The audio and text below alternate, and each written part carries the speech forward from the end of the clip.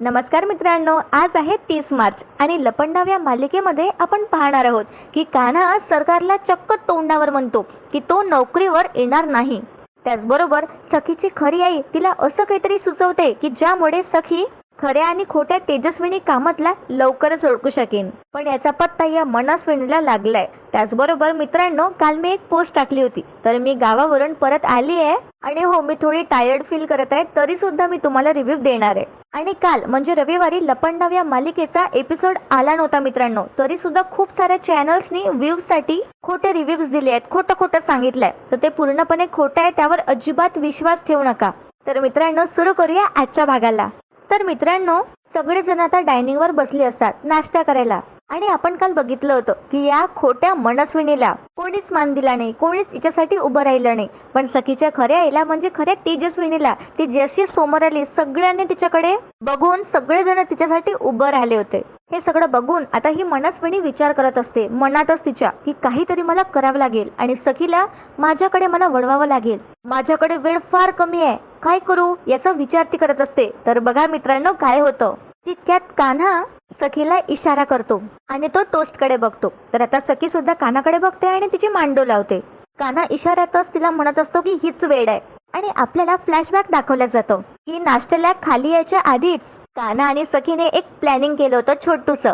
सखीने कान्हाला तेव्हा म्हटलं असतं की गेली कितीतरी वर्ष मी आईच्या प्रेमासाठी व्याकुळ झाले होते आणि आता मला हेच कळत नाहीये की माझी खरी आई कोण आहे ते. सांग ना कान्हा, मी कसं शोधू? तर कान्हा सखीला म्हणतो, तुम्ही फक्त एवढंच करा, मी तुम्हाला एक गोष्ट सांगणार आहे. आता आपण खाली डायनिंग टेबलवर गेल्यानंतर तुम्ही तुमच्या स्टाईलने चहा टोस्ट खा.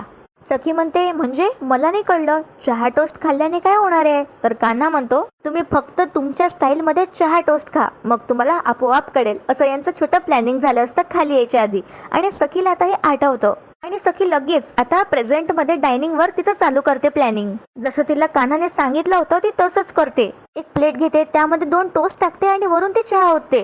कान्हा एकदमच हे बघून मुद्दामच म्हणतो, अहो सखी मॅडम, हो हे काय करताय तुम्ही? ही काय पद्धत आहे का खायची? काय मॅनर्स नाही का तुम्हाला? आता खऱ्या तेजस्विनीला हे समजतं आणि त्या स्माइल करतात. पण घरच्या बाकीच्यांना कोणाला काहीच कळत नाही काय चाललंय. तर त्यानंतर कान्हा या सरकारला म्हणतो, हे काय आहे? तर ही मनस्विनी आधीच चिडलेली आहे कान्हावर. तर ती डोळे काढते आणि कान्हाला म्हणते, ए तुला काय करायचंय? तू कोण आहेस तिला मॅनर्स सांगणारा? सखीला जसं खायचं ना तशी ती खाणार, तू कोण असे रे ठरवणारा? असं म्हणून ही मनस्विनी आता सखीकडे बघते आणि तिला म्हणते, सखी बाळा, तुला टोस्टवर असा चहा घेऊन कुस्करून खायचं आहे ना, खा तू, खुशाल खा, एन्जॉय. आणि सखीची खरी आई आता हे सगळं बघत सखीला म्हणते, सखी अजूनही तुझी सवय गेली नाही ना? आता तू रमत गमत चहा टोस्ट खात बसशील, हो ना सखी? आता सखीला आश्चर्यच वाटतं हे ऐकून. पण मनस्विनी एकदमच तेजस्विनीवर भडकते आणि तिला म्हणते, माझी मुलगी कशी पण खाईल, तुला काय करायचंय? तू कोण आहेस ग तिला सांगणारी? तर कान्हा म्हणतो या सरकारकडे बघत, त्या तेजस्विनी कामत आहे. आता सगळेजण कान्हाकडे बघू लागतात. पुढे आता कान्हा म्हणतो, कारण लहानपणी सखी मॅडम अशाच टोस्टवर चहा घेऊन खायच्या, तेव्हा त्यांची आई त्यांच्यावर ओरडायची, असं मी नाही, सखी मॅडमने स्वतःहून मला सांगितलंय. कान्हा आता सखीकडे बघतो आणि म्हणतो, हो की नाही? सखी सुद्धा आता मान डोलावते. पुढे आता सखी म्हणते, सरकार ही गोष्ट तुमच्या कशी लक्षात नाही हो?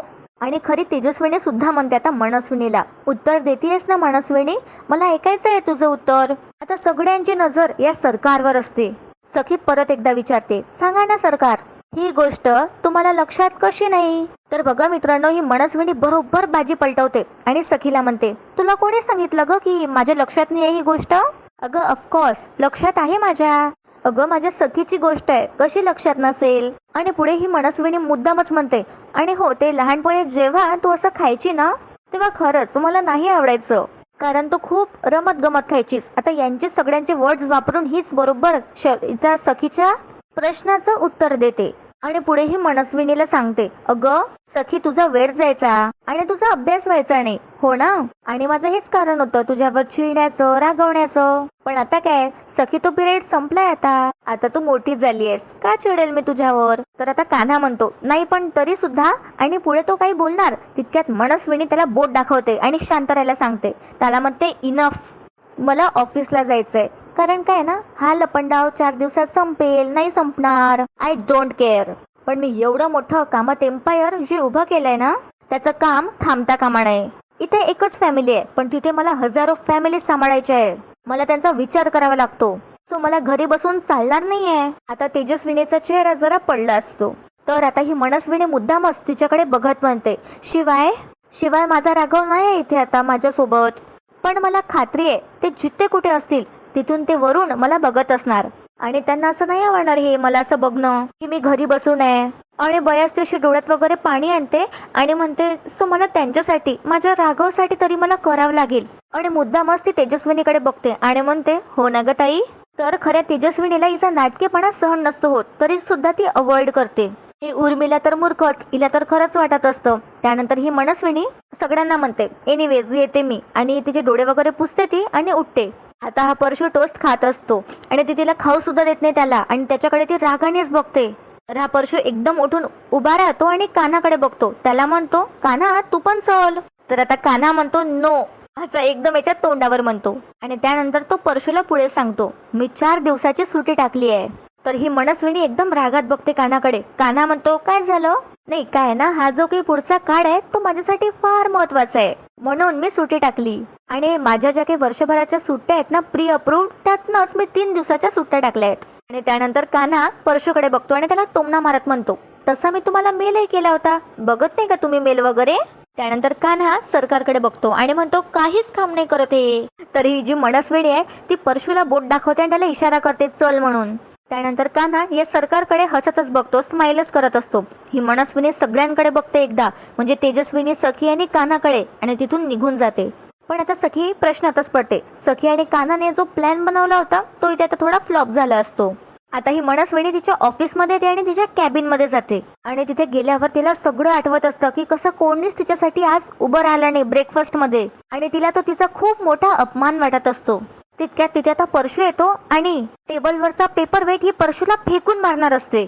परशू एकदम दचकतो आणि ही मनस्विनी मध्येच थांबते. त्यानंतर ती विचारते परशूला, कॉफी कुठे आहे माझी? तितक्यात आतमध्ये आता राजेश मामा येतात कॉफी घेऊन आणि म्हणतात, इथे आहे सरकार.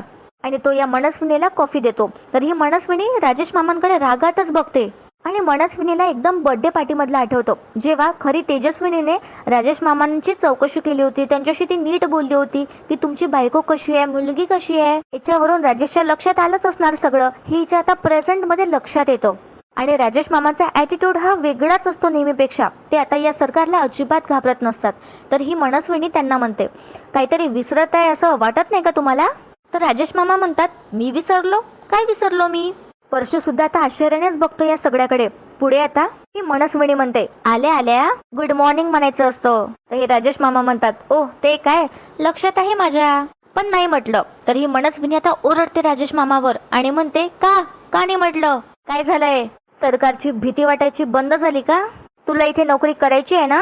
हे ऐकून आता राजेश मामा लगेच म्हणतात, नाही करायची. आणि ते त्यांच्यासोबत राजीनामा सुद्धा घेऊन आले असतात. पुढे ते सरकार समोर राजीनामा ठेवतात आणि म्हणतात, हा माझा राजीनामा. हे सगळं बघून आता हा जो परशू आहे हा कोमातच जातो. आणि पुढे आता राजेश मामा सांगू लागतात सरकारला, मला दुसरीकडे नोकरी मिळाली आहे. खरं तर मी आजवर राघव साहेबांमुळे इथे थांबलो होतो. आणि काल मी खऱ्या तेजस्विनी वहिनीला माझ्या डोळ्यांनी पाहिलं. आता तुमचं अस्तित्व माझ्यासाठी शून्य आहे. त्यामुळे मी तुमची आता जी हुजुरी नाही करू शकत. येतो मी, असं म्हणून राजेश मामा तिथून निघून जातात. आणि ही मनस्विनी म्हणते, याची लायकी तरी आहे का माझ्यासमोर उभं राहायची? पण हा पिऊन, हा वाटेल ते बोलून मला निघून गेला हा. आणि ती आता परशूकडे बघते आणि त्याच्या अंगावर धावते.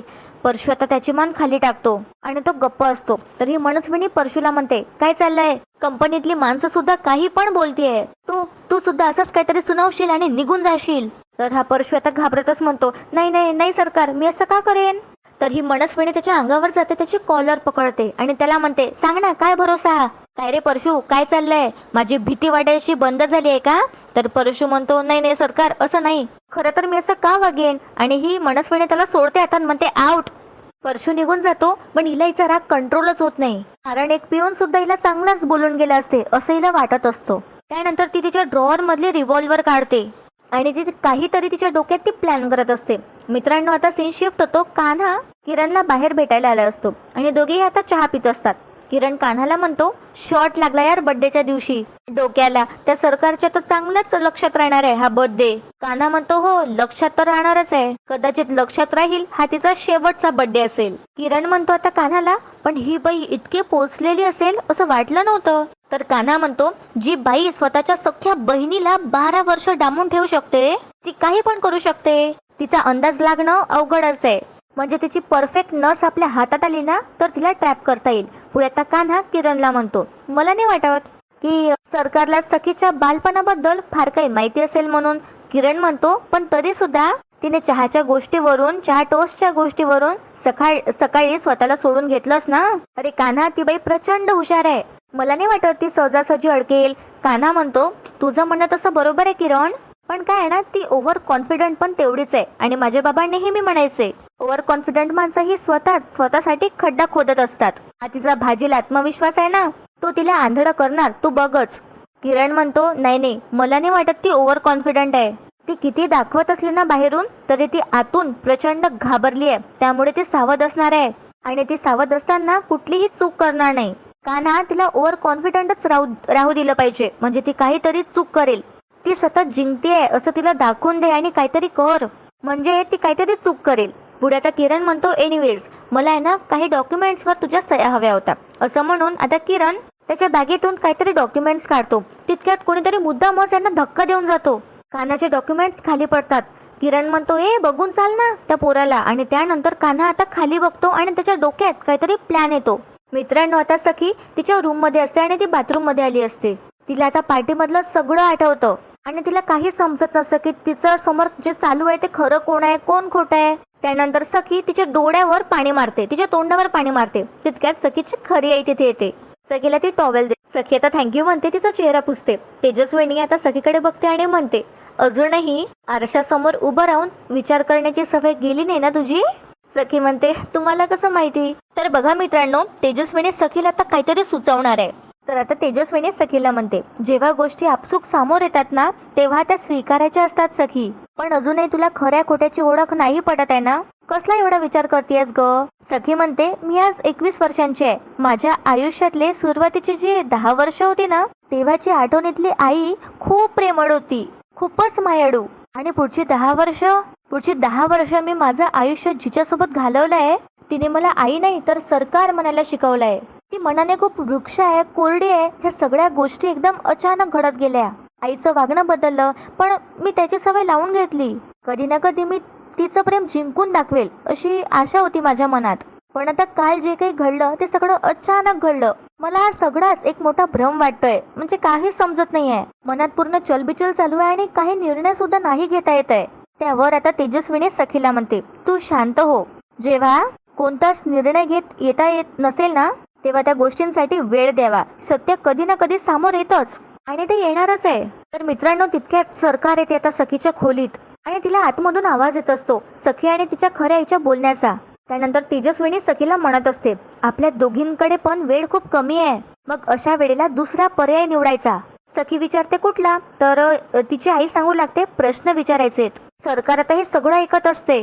तर आता तेजस्विनी म्हणते, तू मला प्रश्न विचार, त्या मनस्विनीला विचार जिला तुम्ही सगळे सरकार म्हणतात. सखी, मी सगळ्या प्रश्नांची उत्तरं द्यायला तयार आहे, कारण मला सगळं माहिती आहे. आपल्या भूतकाळातल्या सगळ्या गोष्टी माझ्या लक्षात आहे. 10 वर्ष त्या अंधार कोठलीत या आठवणींमुळेच तर जिवंत राहिले मी. त्यानंतर जी सखीची आई आहे ती सखीला त्यांचा फॅमिली फोटो देते, लहानपणीची जेव्हा सखी असते तो वाला फोटो. पुढे आता सखीची आई तिला म्हणते, सखी तू प्रश्न विचार. मला माहिती आहे तुझी चहा टोस्टची आवड, राघव यांची रोज डायरी लिहायची सवय, मला सगळं माहिती आहे. पुढे आता मनस्विनी हे सगळं ऐकत असते आणि सखीची खरी आई तिला म्हणते, आमच्या दोघींनाही तू प्रश्न विचार आणि मला खात्री आहे की तिला एकाही प्रश्नाचं उत्तर माहिती नसेल. तर ही मनस्विनी सगळं ऐकते आणि तिच्या खोलीत जाते आणि विचार करू लागते की आता तिने पुढे काय करायचं म्हणून. आणि हिला आता सगळा प्लॅन समजला असतो की पुढे काय होणार आहे. ही सरकार स्वतःच्या खोलीत येते आणि म्हणते, अच्छा असं आहे. तर राघवला डायरी लिहायची सवय होती, म्हणजे दिवसभरात जे काही घडलंय ते तो डायरीत लिहायचा. पुढे ही मनस्विनी स्वतःला म्हणते, मनस्विनी तुला आता ही डायरीच वाचू शकते, पण त्या राघवने डायरी कुठे ठेवली असेल याचा विचार ही मनस्विनी करू लागते. तितक्यात तिला एक फोन येतो आणि हा फोन नवा ते सरचा असतो आणि हिला इथून हिंट मिळते आणि त्यानंतर ही मनस्विनी फोन ठेवून देते आणि मनात म्हणते, प्रश्न विचार मूर्ख सखी, प्रश्न विचार. सगळी उत्तरं द्यायला तयार आहे ही मनस्विनी. सखीला म्हणजे अक्कल शिकवते ही मूर्ख बाई, असं सगळे ही स्वतःला म्हणते. आणि मित्रांनो, आजचा भाग इथेच संपतो. उद्या आपण बघणार आहोत की सखी आता सगळ्यांना अशी गोळा करते आणि सगळ्यांसमोर ती म्हणते, मी तेजस्विनी आणि मनस्विनी दोघींनाही एक प्रश्न विचारणार आहे. जी व्यक्ती या प्रश्नाचं अचूक उत्तर देईल तीच खरी तेजस्विनी कामत असेल. आणि सखीचा प्रश्न असतो की बाबांची एवढी सिरियस कंडिशन कशामुळे झाली होती. सखी दोघींनाही एक एक चिठ्ठी देते आणि त्यामध्ये ती लिहायला सांगते. जे या दोघींचंही उत्तर असेल ते. तर मित्रांनो, मला असं वाटतं ही जी मनस्विनी आहे ही नवाते सर कडून माहिती काढून घेणार आणि सखीला अचूक उत्तर देणार तिच्या प्रश्नांचं. तिच्या रिॲक्शन्स वरून तर असंच वाटतंय की सरकारचं उत्तर सुद्धा बरोबर आहे. ते तर आपल्याला उद्याच कळेल. मित्रांनो, तुम्हाला कसा वाटला आजचा भाग मला कमेंट करून नक्की कळवा. व्हिडिओला लाईक करा, चॅनलला सबस्क्राईब करा आणि शेअर करा. व्हिडिओ शेवटपर्यंत पाहण्यासाठी खूप खूप धन्यवाद. आणि हो, सिरियलचे खरे रिव्ह्यूज हवे असतील तर आपल्या चॅनलला सबस्क्राईब करायला विसरू नका. धन्यवाद.